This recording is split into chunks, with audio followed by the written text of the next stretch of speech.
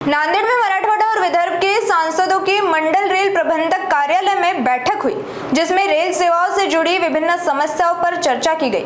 पूर्व मुख्यमंत्री व सांसद अशोक चव्हाण ने नए रेल परियोजनाओं को तेजी से पूरा करने के साथ साथ रेल डिब्बों में आवश्यक सुविधाओं और सुधार पर जोर दिया। उन्होंने लंबित रेल परियोजनाओं को शीघ्र मंजूरी देकर उनका काम तेज करने के निर्देश भी अधिकारियों को दिए। बारिश के मौसम में जलभराव के कारण होने वाली परेशानियों पर भी चव्हाण ने अपनी प्रतिक्रिया साझा की। नांदेडकडे हैदराबाद में दोनच डिव्हिजन बाकी आहेत, नांदेड आणि सिकंदराबाद हैदराबाद। आमचं म्हणणं तीन आहे, सॉरी सिकंदराबाद हैदराबाद नांदेड तीन डिव्हिजन आहेत। आमचं म्हणणं की नांदेड आता एक उत्पन्नाचं 30% 35% उत्पन्न नांदेड डिव्हिजनचं मिळतं त्यांना। आणि म्हटलं बघा काळजी घेतली पाहिजे, नांदेड रेल्वे स्टेशन तुम्ही अत्याधुनिक करा, लवकर चांगलं त्याला पैसे केंद्राने मान्यता दिलेली आहे, पण अद्याप त्याला गती मिळालेली नाही, हे वास्तव आहे। आणि मग ते काम लवकर व्हावं आमचा हा प्रयत्न राहणार आहे। असे काही विषय महत्त्वाचे आहेत। आणि राज्य राणी एक्सप्रेस आहे, देवगिरी आहे, नंदीग्राम आहेत, तिचे कोचेस फार खराब आहेत। आणि आम्ही म्हटलं सांगितलं आहे की LHB कोचेस आहे, LHBची त्या ठिकाणी गरज आहे।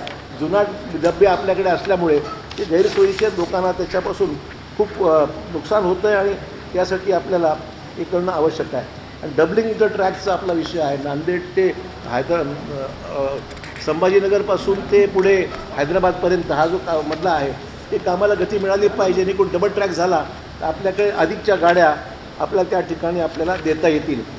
बाकी बरेचसे मुद्दे आहेत, पण तुम्ही काही बाकी मुद्द्यामध्ये तो प्रश्न आम्ही काढू वेगळी, पण हे जे आहेत RUB आहे त्या ठिकाणी आपण पाहतो आहे अंडरब्रिजला पाणी खूप जमतं, पावसामध्ये पाणी वॉटर लॉगिंग होतं आणि त्यामुळे त्या वॉटर लॉगिंगमुळे लोकांची यातायात बंद होऊन जाते।